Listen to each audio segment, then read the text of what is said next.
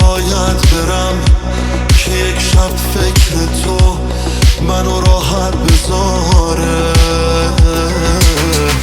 چه کردم با خودم که مرگ و زندگی برام فرقی نداره؟ محاله مثل من توی این حال بد کسی طاقت بیاره. کجا باید برم که تو هر ثانیم تو رو اونجا نبینم؟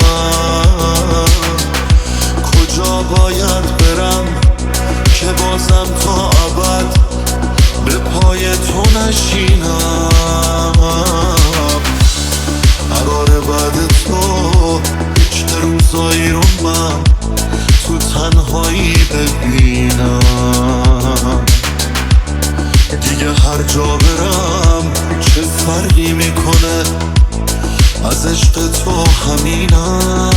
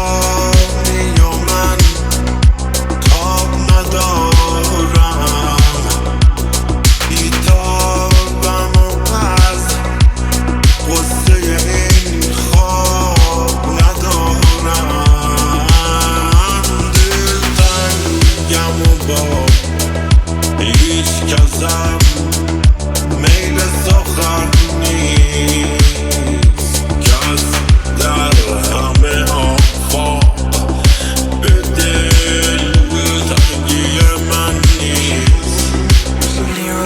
مثل روز بود ولی شب شد، مثل رود بود ولی سد شد. شبی من بود سر و ساده، سر چی انقدر عوض شد؟ میدیدم دیگه مثل قبل نیست، مثل قبل عاشق من نیست. میدیدم دیگه توی دنیاش سر بزن جای من نیست.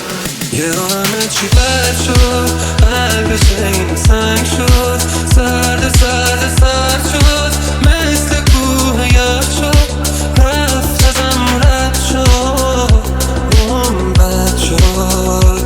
همه چی بد شد، قلبش این سنگ شد، سرد سرد سرد شد، مثل کوه یخ شد، رفت ازم رد شد، بد شد.